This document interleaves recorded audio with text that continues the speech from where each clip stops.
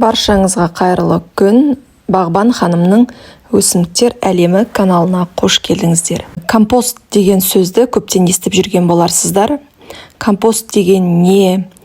Компостная куча, компостная яма деп орыстар сайрап жатады. Сол компосттың не екенін білгілеріңіз келсе, қалай дайындалатынын, неден жасалатынын білгілеріңіз келсе, видеоны соңына дейін көріңіздер. Компост дегеніміз не? Компост өсімдік қалдықтарынан, тамақ қалдықтарынан, көңнің қалдықтары, өсімдіктердің қалдықтарынан, саңырауқұлақ, бактерия, құрттардың көмегімен жасалынатын бағалы органикалық тыңайтқыш. Міне осы барлық қалдықтар шіріп, микроэлементтерге бай, фосфор, калий, азотқа бай керемет тыңайтқыш дайын болады. Құлаққа жағымды естіледі, кәдімгі топырақ микроэлементтерге өте бай дүниелерді өз қолымыздан жасауымызға болады. Айдаладан барып биогумус сатып алмаймыз, өзіміз қолдан жасаймыз.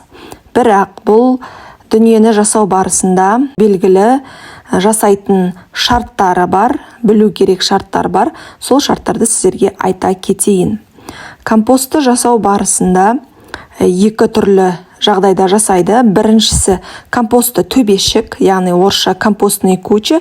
Екінші компостты мен сияқты қобдиша ящик, компостный ящик жасайды. Ең арзаны компостты төбешік жасау, жерді шамалы биіктікте қазады да бүкіл қалдықтарды салады. Жерде өзінің жұмыс процесін жүргізіп, 1-2 жыл көлемінде сіздерге компост дайындап береді. Егер компостқа салған дүниелеріңіз ұсақтау болса, тіптен 6-9 айда компост дайын болады. Ал екінші ол компост қобдиша жасау, компостный ящик. Компостный ящик жасау үшін сіздерге ағаштар қажет болады. Ағаштармен немесе сеткамен жан-жағын ашық қылып жасауға болады, немесе мен сияқты жабық қылып жасауыңызға болады. Мен сияқты жабық қылып жасасаңыз, 4 бұрышты етіп жасап аласыз. Сосын олардың ішіне бүкіл атап кеткен қалдықтарды саласыз. Қазір экранға жазып кетемін, не салуға болады, не салмауға болады. Бүкіл список алдарыңызға шығады, сол спискке қарап отырып анықтай аласыздар. Компостты дайындау барысында слой-слоймен жасау болады. Торт сияқты қатар-қатармен жасау қажет. Мысалға, шөпті салсаңыз, шөптің бетіне тамақ қалдықтары, оның бетіне навоз, оның бетіне күл, сөйтіп кезектестіре бересіз. Кепкен жапырақ деген сияқты.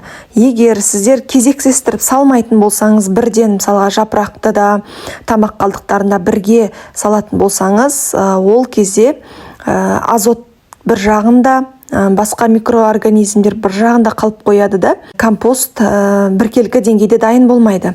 Мысалға, шөптер көп болған жерде, көң шөп болған жерде азот көп болады да, ол жерде температура жоғары болады.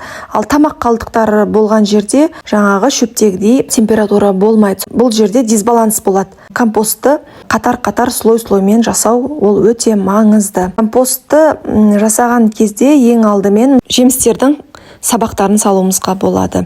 Жүзім кесеміз, алма ағаштарын кесеміз, міне соның сабақтары қалып қояды. Оны лақтырмай компосттың ең астыңғы бөлігіне салсақ, біздің компосттың ең астыңғы бөлігіне кислород келіп тұруға жақсы себепші болады. Оның бетіне көң саламыз, көңнің бетіне шіріген шөп немесе свежий шөп, арам шөп саламыз. Оның бетіне тамақ қалдықтарын, көкөніс, жеміс қалдықтарын салсақ болады. Оның бетіне кәдімгі шіріген жапырақтарды салсақ болады. Міне сөйтіп қайталай береміз, бөлек-бөлек бір-біріне слой етіп саламыз. Ешқандай қиындық жоқ жасауда. Ең маңызды осы әрбір слойдың сақталуы. Бір жерде шөптер, бір жерде тамақ қалдықтары, бір жерде көң, яғни үшеуі үш жерде бөлек-бөлек болып қалмау қажет. Әр қайсысы торттың бетіне жаққан крем сияқты слой-слоймен жатуы қажет. Міне осы процедуралар қайталана береді. Компостты қобдишаның размері 1,5-2 квадрат метр болады. Одан үлкен қажет емес. Тереңдігі 1 метрден аса жарайды. Компостты қобдиша қай жерде орналасуы қажет? Компостты қобдиша бақшамыздың қатты күн түспейтін бір бөлігінде орналасқаны дұрыс. Компостқа қандай күтімдер жасаймыз? Компостты жасап алғаннан кейін 10 күн немесе 2 аптада бір міндетті түрде араластырып тұруымыз қажет. Компост қанша уақытта дайын болады деген сұрақтар болады. Компост минимум 3 айда, максимум 2-3 жылда дайын болады. Егер компостыңыз тез дайын болсын десеңіз, арнайы препараттар пайдалануға болады. М-препарат, триходерма пайдалансаңыз болады. Менде Байкал М деген препаратты арнайы компост үшін сатып алдым. 10 литр суға 100 миллиграмм Байкал М құйдым. Дайын болған компостымыздың үстіне осы дайын тұнбамызды құйып шығамыз. Бұл препараттар біздің компосттың тез дайын болуына әсерін тигізеді. Биіктігі 20 сантиметр компостқа 1 квадрат метрге 5 литр тұнбамыз пайдаланылады. Қатты құрғап кетпеуде керек, қатты шылқып ылғал болып кетпеу қажет. Компосттың ылғалдылығы шамамен 60% болу қажет. Егер құрғап кетіп жатса, су құйып тұрасыз, ал егер қатты ылғалданып кетіп жатса, компостты қобдишаңыздың бетін ашып қоясыз. Міне біз компостымызды жасап қойдық, осылай бетін жауып қойып қоямыз. 2 аптада бір араластырып тұрамыз. Басқа сұрақтарыңыз болса, комментарийда қойып кетіңіздер. Менің берген ақпаратым пайдалы болса, комментарий жазып, лайк басып, достарыңызбен бөлісуді ұмытпаңыздар. Сау болыңыздар.